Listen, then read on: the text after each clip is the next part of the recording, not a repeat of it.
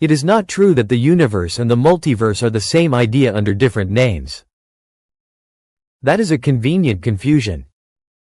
It even seems inevitable. If the universe is everything that exists, what could possibly lie beyond it? And yet a single detail, a hidden constraint within modern physics, is enough to make that assumption unstable. This is not a philosophical whim. It is a technical consequence of how we describe space, time, and probability.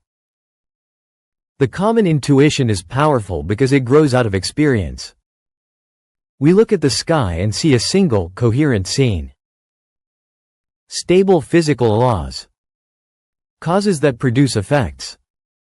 Even when we measure galaxies billions of light years away, the story appears to be one and the same: a Big Bang, an expansion, structures emerging over time. The word universe becomes a natural container. Into it we place matter, energy, space, time, and the trust that the rules are the same everywhere. That trust works so well that we forget it is an assumption, not a fact.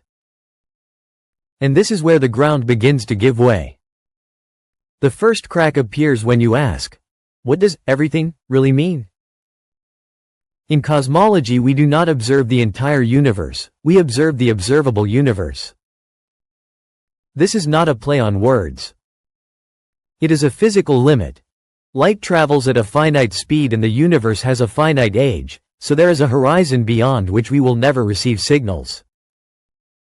This is already a form of beyond, even without invoking a multiverse. We do not know whether space continues beyond that horizon, whether it is curved and closed, whether it is infinite, whether it contains regions with the same physics or with different initial conditions. The decisive point is that the word universe changes meaning depending on the level at which you use it. It can mean our horizon. It can mean the entire spacetime governed by the same laws. It can mean the collection of all things that exist in any possible way. And the moment you slide from one meaning to another, the idea of a multiverse stops being a fanciful add-on and becomes an answer to a poorly defined question. Then quantum mechanics arrives, bringing with it the first true vertigo. In the microscopic world, the theory does not describe objects with already decided properties, but states that encode possibilities. When you measure, you obtain an outcome. And the theory gives you the probability of each outcome. Many stop there. But the corrosive question is, what does that probability represent? Is it ignorance, like not knowing which side a coin will land on? Or is it something deeper, a physical fact about the world? If it is ignorance, then beneath it there is a hidden mechanism that decides. If it is a physical fact, then reality simultaneously contains alternatives that cannot all be visible within the same branch of your experience. This is where the idea of many worlds appears. Every possible outcome is realized, but in a branching of history. It was not invented to astonish. It is an attempt to take the equations seriously without adding a special collapse. The multiverse, however, does not arise only from quantum theory. Another push comes from inflationary cosmology, the idea that the primordial universe went through a phase of extremely rapid expansion. Inflation explains well why space appears so uniform on large scales, why the geometry is so close to flat, and why the tiny initial fluctuations have exactly the right form to become galaxies. But some models of inflation have an unsettling property. It does not end everywhere at the same time. In certain regions space continues to inflate, while in others it decays, and produces a universe like ours. The result is a bubble structure, causally separated regions, each with its own thermal history and perhaps with different values for some constants. Our universe would be one bubble among many. Notice the twist. Here, multiverse does not mean magical other dimensions. It simply means that spacetime can contain many regions that never communicate, each large enough to look like a complete universe to its inhabitants. Up to this point, it may sound almost like a semantic dispute. But it is not, because every version of the multiverse touches a raw nerve of science: the relationship between explanation and observation. If many regions or many branches exist, why do we see precisely these laws, precisely these constants, precisely this combination that allows long-lived stars, complex chemistry, and stable planets? Here the anthropic principle enters, often misunderstood. It does not say that the universe is made for us. It says something colder. Any observer can exist only in a portion of reality compatible with its existence. If reality makes many attempts, it is not surprising that we find ourselves in one of the few that work.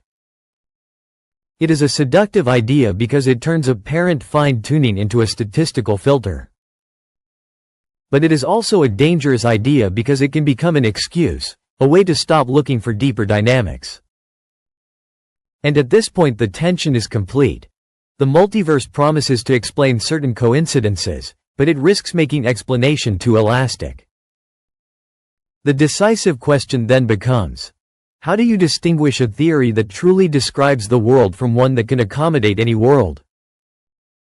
The dividing line does not run between one reality and many realities.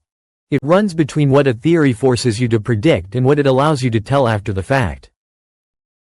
In physics, the power of a theory is not how vast it is, but how constraining it is. If you say, there are infinitely many universes with infinite possibilities, you can always find a place where anything happens. And if everything happens, what does it mean to be wrong? And yet it would be a mistake to dismiss the multiverse as unscientific by definition, because many scientific theories speak of entities that are not directly observable. We do not see isolated quarks, we do not see the interior of a black hole, we do not see the inflating field that would have driven inflation. We trust them because their consequences are testable. The point, therefore, is to understand whether the multiverse produces unavoidable indirect consequences or whether it remains an optional add-on. In the case of quantum, many worlds, the standard theory makes verifiable predictions and is already extraordinarily well confirmed. The many worlds interpretation does not change those predictions in the usual regime. It changes the ontological reading of what happens. It is like saying, two maps describe the same streets, but one says the streets are real, the other says they're just useful lines on paper. What is the difference? In everyday life, none. But in foundational research, the difference becomes explosive because it influences what kinds of extensions you consider sensible. Moreover, many worlds does not mean you can meet your double on a street corner. Decoherence separates the branches in a practically irreversible way, making interference between macroscopic histories an event beyond any realistic technical possibility. The fantasy of jumping between universes is narrative, not physical. Physics, here, speaks of a rigorous accounting of information and entanglement. In the case of eternal inflation and cosmic bubbles, the issue is more concrete. If other bubbles exist, we might look for traces of ancient collisions in the cosmic microwave background, like faint but specific scars. We might also search for statistical signatures in the distribution of primordial fluctuations that certain scenarios make more likely. The problem is that the models are numerous and flexible. And when a theory has many parameters and many ways of producing this, the risk of overfitting grows. Here another unsettling word emerges: measure. In a multiverse with potentially infinite regions, how do you define a probability? Saying that one type of universe is more frequent requires an unambiguous way of counting. But infinity is a subtle adversary. You can obtain different results by changing the regularization method, that is, the way you cut things off and then let the cutoff go to infinity. If the answer depends on how you count, then the probabilities are not yet predictions, they are symptoms of conceptual incompleteness. And yet this very difficulty has value. It forces cosmology to clarify what it means by prediction when the object of study is the entire spacetime. Here a third, even bolder thread comes into play. the landscape of quantum gravity theories and, in particular, the idea that there are many possible vacua, that is, many stable solutions with different effective laws. In such a framework, the constants of nature are not numbers carved in marble, but the result of a choice among many possibilities. The multiverse would become not an additional hypothesis, but the natural structure of the solutions. Here again, the point is not the existence of other universes as cinematic sets. The point is that what you call laws might be local, emergent, selected by history. If so, then the universe we observe is not the only way reality can organize itself. It is simply the one we inhabit. The great dispute between universe and multiverse, then, is not a war between those who love science fiction and those who love sobriety. It is a dispute about what a deep explanation is. A single universe with inevitable laws is a promise of necessity. Given certain symmetries and principles, the rest could not be otherwise. A multiverse is a promise of selection. Many possibilities are tried, and some are inhabited. The first path seeks a reason why the constants have exactly those values. The second path seeks a reason why we can ask the question at all. Both have a price.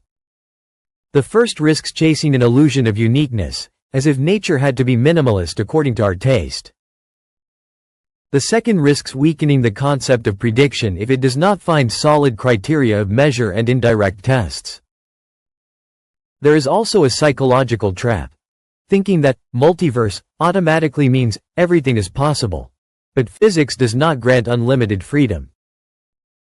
Even a multiverse can be highly constrained. You could have many regions, all governed by the same fundamental equations, with variations only in initial conditions. Or you could have a vast landscape, but with rare transitions, and therefore with a precise statistical structure. In that case, the multiverse would not be a way to avoid questions, but a way to ask new ones. What mechanism generates the distribution of worlds? Which values are typical? Which are almost impossible? And above all, which observations in our sky can discriminate between single generation and multiple generation? Perhaps the most surprising thing is that the distinction between universe and multiverse sometimes depends on where you place the word real. If you take the universal wave function seriously, reality is a mathematical object that includes all alternatives, and your experience is an internal path. If you take eternal inflation seriously, reality is a gigantic geometry with many regions, and your observation is a local sampling. If you take the idea of many fundamental solutions seriously, reality is the space of theories, and our universe is a point within it. In all these views, universe does not disappear, but it is resized. It becomes a word for the causal domain in which certain rules and conditions remain coherent. In the end, the debate is not settled with a sentence. It is settled with an attitude. If you ask science to be only what we can see directly, then many chapters of modern physics become suspect.